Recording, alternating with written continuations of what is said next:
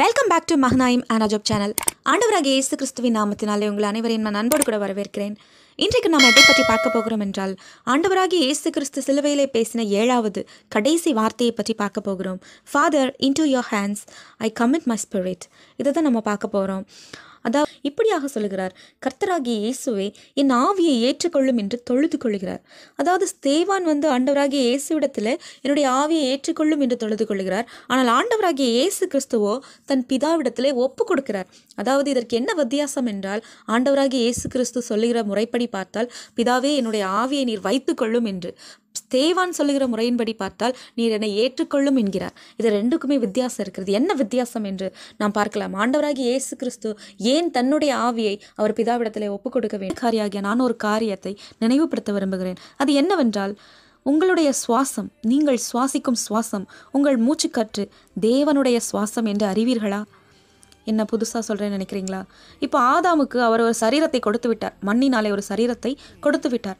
ஆனால் அந்த சரீரம் செத்த ஒரு சரீரமாக தான் இருந்தது. அது சாதாரண ஒரு பொம்மை போல, உயிரில்லாத ஒரு சரீரம் போல இருந்தது. ஆவிக்குரிய விஷயங்களை சொன்னால், பரலோக காரியங்களை சொன்னால் இது சாத்தியமே இல்லை என்கிறீர்கள். உங்களுடைய சுவாசம் தேவனுடைய சுவாசம் என்று தெரியுமா உங்களுக்கு? உங்களுடைய சுவாசத்தில் இருந்து நீங்கள் ஒரு விஷயத்தை கற்றுக்கொள்ளுங்கள். உங்களுக்கு சுவாசத்தை தந்தவர், அவருடைய சுவாசத்தையே உங்களுக்கு தந்தவர். இந்த சுவாசத்தை ஒரு முறை நீங்கள் பாருங்கள். இதுவரைக்கும் உங்கள் நாசியிலிருந்து வருகிற இந்த சுவாசத்தின் வேல்யூவை, இந்த சுவாசத்தின் வல்லமை நீங்கள் அறியாதிருந்தீர்களானால் இப்பொழுது அறிந்து கொள்ளுங்கள். உங்கள் கைகளை வைத்து உங்கள் சுவாசத்தை பாருங்கள், உங்கள் சுவாசத்தை உணர்ந்து கொள்ளுங்கள். இந்த சுவாசம் சர்வ வல்லமை உள்ள தேவனுடைய சுவாசம். அவர் ஆதாமுக்கு கொடுத்த சுவாசம். செய்ய வேண்டிய மிகவும் முக்கியமான காரியம், நீங்கள் உங்களுடைய விசுவாசத்தை உங்கள் வார்த்தைகளினாலே உறுதிப்படுத்துகிறீர்கள். ஏனென்றால் எல்லாவற்றை காட்டிலும் தேவனாகிய கர்த்தர் அவருடைய வார்த்தையை மகிமைப்படுத்தி பிரஸ்தாபப்படுத்தி வைத்திருக்கிறார் என்று நாம் வேதத்திலே வாசிக்கிறோமே. அந்த வார்த்தையை ஆண்டவராகிய இயேசு கிறிஸ்து என்கிற உண்மை உங்களுக்கு தெரியுமா? நான் இதற்கு முன்பாக ஒரு வீடியோவில் இதை பற்றி பேசியிருக்கிறேன். ஆண்டவராகிய இயேசு கிறிஸ்து யார்? பிதாவும் ஆண்டவராகிய இயேசு கிறிஸ்துவும் ஒருவர்தான் என்கிறதற்கு ஒரு வசனத்தை நான் ஆதாரமாக காட்டியிருக்கிறேன். நீங்கள் அதை பார்த்து தெரிந்து கொள்ளலாம். இப்பொழுதும் எனக்கு அன்பானவர்களே, ஆண்டவராகிய இயேசு கிறிஸ்து அன்றைக்கு சகலத்தை முடித்துவிட்டு தன்னுடைய ஆவியை ஒப்புக் கொடுக்கிறார். இந்த ஆவியானது எப்படிப்பட்டது என்று நீங்கள் பார்த்தீர்களானால், பிரசங்கி 3வது அதிகாரம் 19வது 20வது வசனத்தில் போடப்பட்டிருக்கிறபடி எல்லா ஜீவன்களுக்கும் சுவாசம் ஒன்றே. மிருகத்தை பார்க்கல மனுஷன் மேன்மையுள்ளவன் அல்ல. மிருகத்துக்கு ஒரு சுவாசம், மனிதனுக்கு ஒரு சுவாசம் அல்ல. எல்லாருக்குமே ஒரே சுவாசம் தான். எல்லாம் ஒரே இடத்துக்கு போகிறது. எல்லாம் மண்ணினாலே உண்டாகிறது. எல்லாம் மண்ணுக்கு திரும்புகிறது. உயர ஏறும் மனுஷனுடைய ஆவியையும் தாழ பூமியில் இறங்கும் மிருகங்களுடைய ஆவியையும் அறிகிறவன் யார்? அதாவது யோபு 13வது அதிகாரம் 10வது வசனத்தில் நாம் வாசித்தோமானால், சகல பிராணிகளின் ஜீவனும் மாம்சமான சகல மனுஷரின் ஆவியும் அவர் கையில் இருக்கிறது. பார்த்தீங்கன்னா, நம்முடைய சுவாசம் கொஞ்சம் கூட வித்தியாசம் இல்லாமல் எல்லாருக்கும் ஒரே சுவாசத்தை தந்த தேவனுடைய சரீரம் மரணம் ஆவார்.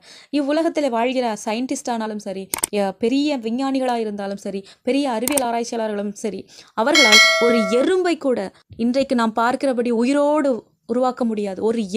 ஒரு எறும்பை கூட உருவாக்க முடியாது. ஆனால் நம் தேவன் நம் கண்களுக்கு முன்பாக எத்தனை ஜீவன்களை நாம் காண்கிறவைகளும் காணக்கூடாதவைகளையும் அவர் உருவாக்கி வைத்திருக்கிறார். அப்படிப்பட்ட சர்வ வல்லவருக்கு நீ கேட்கிற ஒரு விஷயமே கிடையாது. அவர் ஏன் அமைதியாக இருக்கிறார்? அவரால் செய்ய முடியாமல் இருந்தா?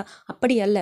அவர் செய்தால் நிச்சயமாகவே நீ விழுந்து போவாய். நீ விழுந்து போகக்கூடாது என்கிற உன்னதமான அன்பு, உண்மையான அன்பு, ஒரே காரணத்தின் நிமித்தம் அதை உனக்கு செய்யாமல் இருக்கிறார். அதை உணர்ந்து கொள். அதை உணர்ந்து இது தேவ சித்தம் இல்லை என்று நீ அறிந்து அதிலிருந்து நீ வெளியே வந்து தேவ சித்தத்தை நோக்கி நீ ஓடினாயானால் நிச்சயமாக ஆண்டவர் உன்னை வல்லமையாக எடுத்து பயன்படுத்துவார். அவருடைய இந்த 7வது வார்த்தை மிகவும் ஒரு பிரயோஜனமுள்ள வார்த்தையாக நமக்கு அவர் தந்திருக்கிறார். ஏனென்றால் இந்த வார்த்தையினால் தான் நாம் பலப்படுகிறோம். நம்முடைய ஆவிக்கு சொந்தக்காரர் அவர்தான். அந்த ஆவியை நாம் விரும்பினாலும் விரும்பாவிட்டாலும் அவரிடத்தில் தான் போகும். ஆனால் நம்முடைய வார்த்தையினால், நம்முடைய விசுவாசத்தினால் அவரை கனப்படுத்தும் பொழுது, அவரை விசுவாசிக்கும் பொழுது அந்த மகிமை நமக்கு தருகிறார். மரணத்திற்கு பின்னான அந்த வாழ்க்கையை, நித்திய ஜீவனை நமக்கு தருகிறார் என்பதே வேதத்தில் எழுதப்பட்ட நிச்சயம். வேதத்தில் எழுதப்பட்ட எந்த ஒரு விஷயங்களும் மனிதனால் எழுதப்பட்டதல்ல, அது பரலோகத்தில் உள்ள தேவனால் எழுதப்பட்டது. அந்த வார்த்தைகளை உங்களுக்கு நான் அறிவிக்கிறேன். ஆண்டவராகிய இயேசு கிறிஸ்துவின் நாமத்தினாலே இந்த வார்த்தையை கேட்கிற உங்கள் அனைவருக்கும் ஒரு அற்புதம் நடக்கட்டும். நீங்கள் விரும்பின காரியங்களிலே தேவ சித்தத்தை அறிந்து அதன்படி கேட்டு அதன்படி நடந்து தேவனை மகிமைப்படுத்துங்கள்.